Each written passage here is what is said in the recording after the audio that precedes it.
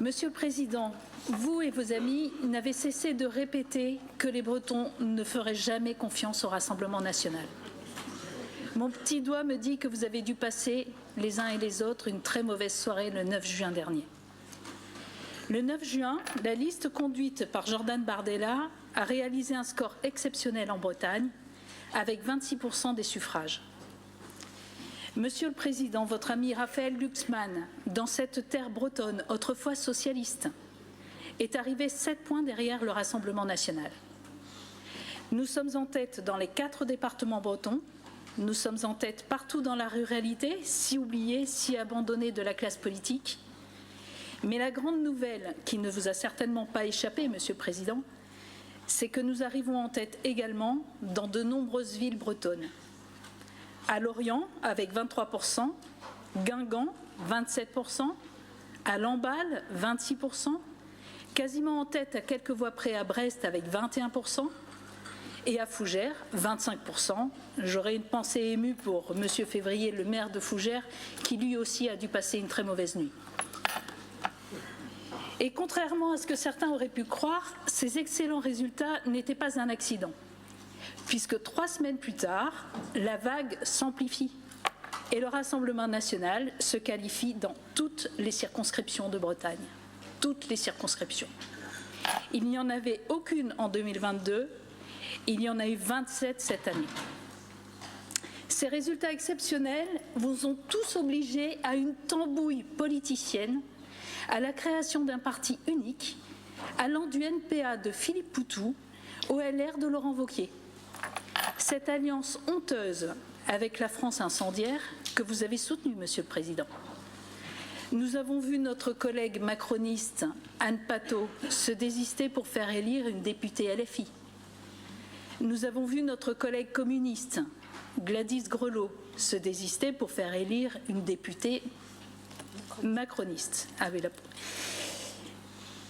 Sans ces alliances honteuses, il y aurait eu des députés Rassemblement national en Bretagne. Alors la Bretagne change, la Bretagne reprend son destin en main, et il va falloir en prendre conscience, Monsieur le Président, et ne pas continuer de mépriser les 550 000 Bretons qui ont voté pour le Rassemblement national. À ce sujet, je voudrais reprendre l'éclair de lucidité d'une égérie de la gauche, d'une grande dame du théâtre français.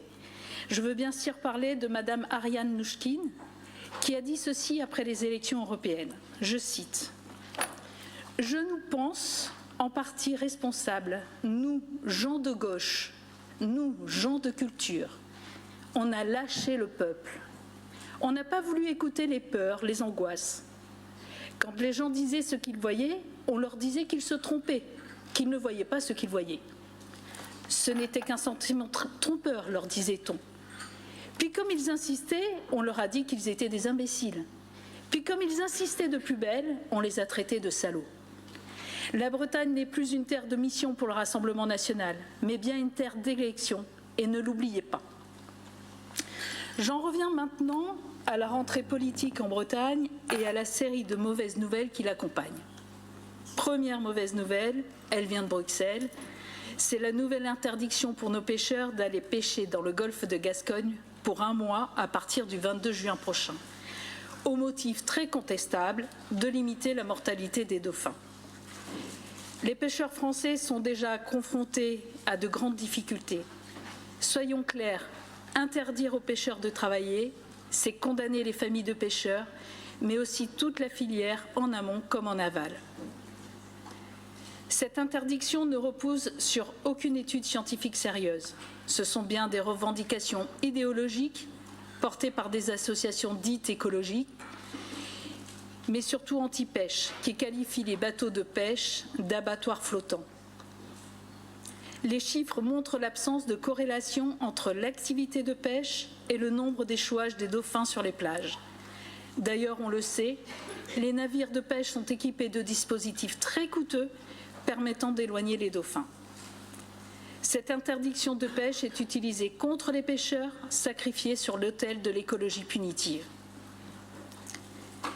Deuxième mauvaise nouvelle de Bruxelles, Elle a déjà été annoncée par mon collègue Gilles Pénel, qui est aujourd'hui retenu en assemblée importante à Strasbourg, au Parlement européen. C'est le dialogue de stratégie sur l'avenir de l'agriculture européenne. Ce document de 110 pages a été remis à la Commission européenne il y a quelques jours. Son chapitre 6 est une attaque frontale contre l'élevage, considérant que c'est une activité qu'il faut absolument réduire. On voit d'ici les conséquences pour la Bretagne et pour ses filières porcines, les volailles.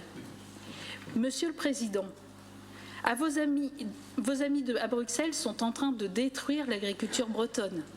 Comment allez-vous l'expliquer ici à vos amis bretons? Troisième mauvaise nouvelle, toujours Bruxelles. Ursula von der Leyen, au mépris des agriculteurs, négocie au pas de charge le traité du Mercosur. Un traité avec les plus grands producteurs de viande au monde, que sont l'Argentine, le Brésil, le Paraguay et l'Uruguay. Des tonnes de viande sud-américaine pourraient donc déferler en France, alors que l'élevage français est déjà gravement menacé. Votre monde est un monde de fous, Monsieur le Président. Enfin, Monsieur le Président, comment ne pas évoquer ici la terrible dérive à la marseillaise des villes bretonnes, particulièrement la ville de Rennes. Pas moins de 4 fusillades ces 2 dernières semaines, les agressions au couteau se multiplient, et comme le dit un policier rennais, la question n'est pas de savoir s'il y aura une prochaine fusillade à Rennes, mais plutôt de savoir où et quand. Voilà le résultat de l'immigration massive, du laxisme judiciaire, de la culture de l'excuse, dont vous êtes très nombreux dans cette Assemblée à être responsables. Ce sont donc vos choix politiques qui ont transformé la Bretagne en zone de non-droit. Autrefois, la Bretagne était connue pour sa culture, son littoral, ses plages, son festival interceltique. Elle est maintenant remarquée dans toute la France pour ses dérives et sa violence. Alors oui, Monsieur le Président, la vague du Rassemblement national n'a pas fini de déferler en Bretagne.